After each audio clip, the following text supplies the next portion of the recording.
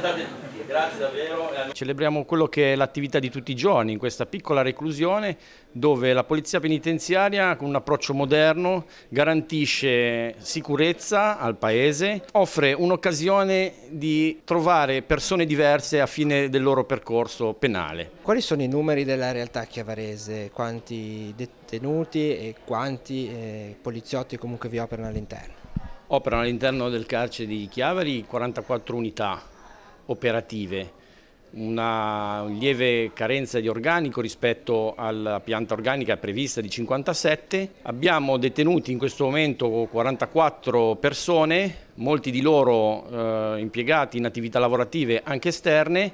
È una capienza ottimale per il nostro lavoro.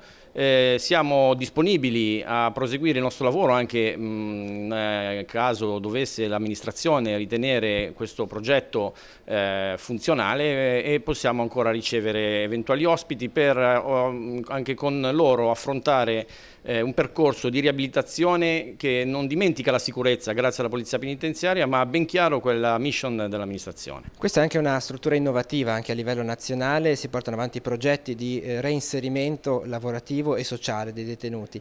Si continua su questo percorso che è stato intrapreso da diversi anni? Si continua.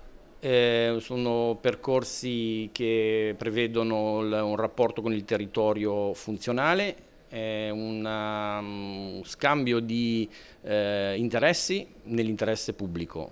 L'attività lavorativa dei detenuti permette un notevole spesso risparmio anche di risorse pubbliche, permette loro di sentirsi utili. Sono tutti progetti di utilità perché una persona può davvero riprendere in mano la sua vita se si sente utile. Mi sento solo di precisare questo, la polizia penitenziaria non rinuncia alle proprie prerogative, nel senso che queste attività sono svolte in sicurezza per i reparti e per la società, visto che sono persone che comunque sono sottoposte a controlli da parte nostra e anche delle altre forze di polizia.